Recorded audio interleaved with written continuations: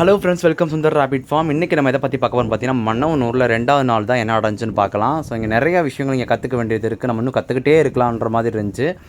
இந்த இடமும் இந்த சூழ்நிலை நம்ம பீஸ்ஃபுல்லாக நம்ம என்ன விஷயத்துக்கு வந்தோமோ அதை கரெக்டாக நம்மளால் கேட்சப் பண்ண முடிஞ்சு தான் இங்கே சொல்லணும் கண்டிப்பாக. ஸோ 2வது நாள் பார்த்திங்கன்னா முயலுக்கான நோய் மேலாண்மை பற்றி நிறையா சொல்லியிருந்தாங்க. சொறி நோய், முயலுக்கு கால் பாதங்கள் ஏற்படுற நோய், அப்புறம் ஹீட்டுனால் வர ஹீட் ஸ்ட்ரோக்கு, முயலோட வாய் பகுதியில் ஒரு ஈரமாகுதில்ல, அது எதனால் அந்த மாதிரி ஆகுது, ஈரல் அழுகல் நோய், வயிறு உப்பிஷம், அப்புறம் கழிச்சல் பிரச்சனை.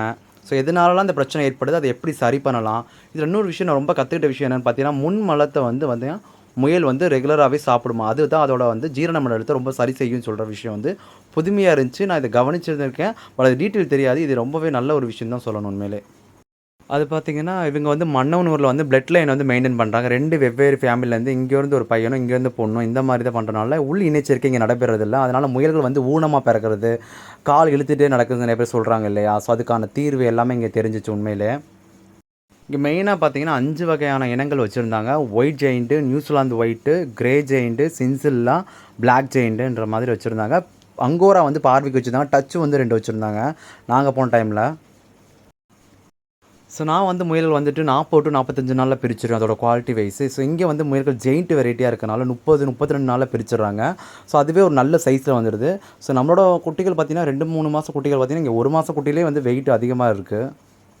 இங்கே நிறைய தியரிட்டிக்கான விஷயங்கள் இருக்குது. இது எல்லாத்தையும் நம்ம கேதர் பண்ணுறோம். பட் ப்ராக்டிக்கலாக ஒவ்வொருத்துக்கும் ஒவ்வொரு மாதிரி பிரச்சனை வருது.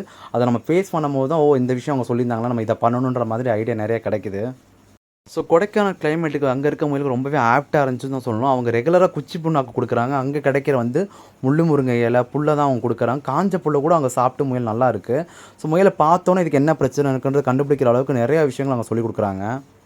ஸோ அங்கே பார்த்திங்கன்னா முயலை நாய் தூக்கிட்டு போயிடுச்சு, பூனை கடிச்சு வச்சிருச்சு, அதனால் ரேபிட்ஸ் வருமா, அந்த மாதிரி விஷயங்கள் நிறையா டாபிக் டிஸ்கஸ் பண்ணிட்டு இருந்தாங்க.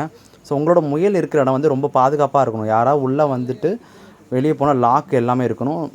ப்ரெடிட்டர் முயலை தாக்காமல் இருக்கணும். இது ரொம்ப சாஃப்டான உயிரினனால இதனால் மற்ற இதுக்கு பிரச்சனை இல்லை. பட் மற்ற உயிரினால இதுக்கு அதிக பிரச்சனை இருக்குன்ற மாதிரி விஷயங்கள் சொல்லியிருந்தாங்க. இன்னும் அங்கே இருக்க ஆளுகள் என்னை வீடியோ எடுக்க இல்லை, ஃபன் பண்ணிகிட்டே இருந்தாங்க, ஜாலியாக இருந்துச்சு. ஸோ ஒரு வழியாக வீடியோ எடுத்தாச்சு. இன்னும் 2 வீடியோ இருக்குது. அதோட மன்னவனோட ட்ராவல் ஃபினிஷ்ட் ஆயிரும். ஸோ உங்களுக்கு பயனுள்ள தகவல் ரெகுலராக கொடுக்க தயாராக இருக்கேன். ஸோ இந்த வீடியோ உங்களுக்கு பிடிச்சதை லைக் பண்ணி சப்போர்ட் பண்ணி சப்ஸ்கிரைப் பண்ணுங்கள். தேங்க்யூ.